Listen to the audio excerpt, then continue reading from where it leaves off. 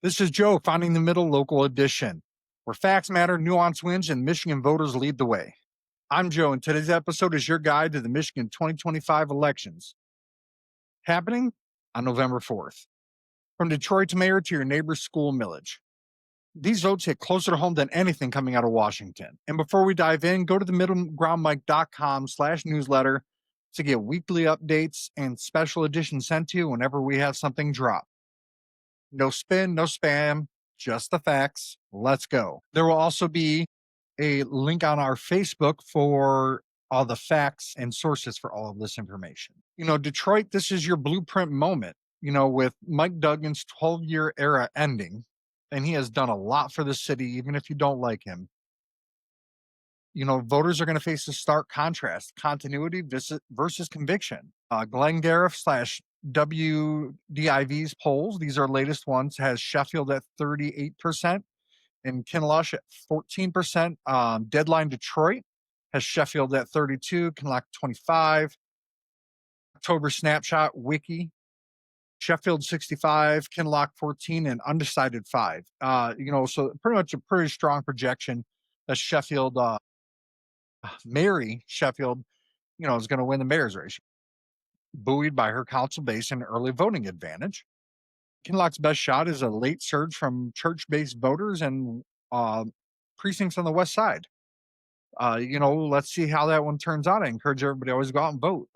Detroit City Clerk race, incumbent Janice Winfrey advanced from unopposed from the primary. Projected, she's a shoo-in. Our thoughts here on the show: Sheffield offers stability, Kinloch offers conviction. Detroit wins if either turns that power into partnership. Let's go. We can do it. All right, let's talk about some suburban showdowns. Pontiac, the comeback city. Mike McGinnis, council president there, 45% in the primaries versus Kermit Williams, former city council, 25%. McGinnis has the fundraising edge with 50,000 plus grassroots, but Williams is being boosted by neighborhood networks. So far in the projections, from what I can find, is it looks like Mike McGinnis is going to win. That's where it is leaning. I am not making that prediction. From what I can find, it is very close. Hamtramck, the quote-unquote global village. Adam Al-Harbi versus Mahmoud, I'm sorry. There's no public poll that I've seen. It's an immigrant majority electorate there. It's split between older Bangladesh bloc and, younger voters.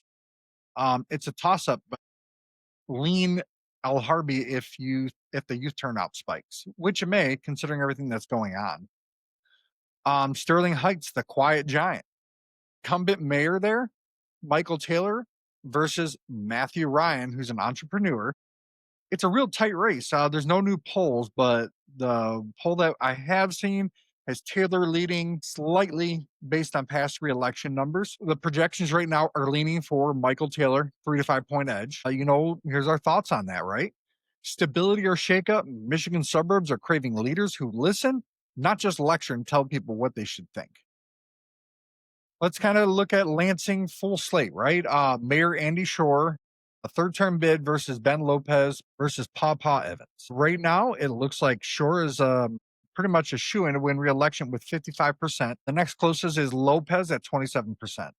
Obviously, so it's easy projection that Shore is likely re-elected. Though Lopez, a small business base, has momentum on the west side, but I do not see it, from what I can read, I do not see it enough to put him anywhere near over the edge. There is a city charter proposal going on in Lansing. The city council is expand the city council to 9 seats, add a city auditor, and increase BWL oversight. So far, it's close. It's 52% yes, 45% no, 3% undivided. The projection is it's going to pass narrowly. Well, this is not about delivery, or this is about Lansing works when local governments get results. School millages. We'll talk about statewide. Eaton Rapids renewal, $2.5 million a year. It's expected to pass. Olivet, 11-year renewal expected to pass. Barry ISD, $1 million plus CT and special ed.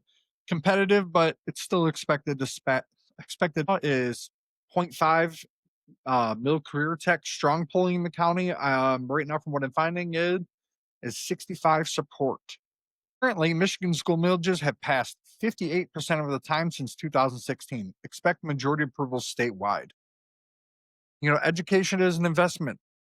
I think we need to definitely do a better job getting the administration cost structure in better order.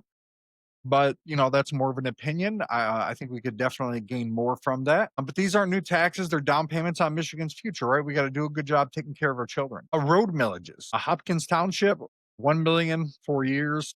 Brighton, it's a renewal for 10 years, projected to pass. And Saline, 1.5 mil renewal projected, huge win on that one. Michigan right now is facing a $2.4 billion road funding shortfall by 2025. The state did make a lot of effort with that.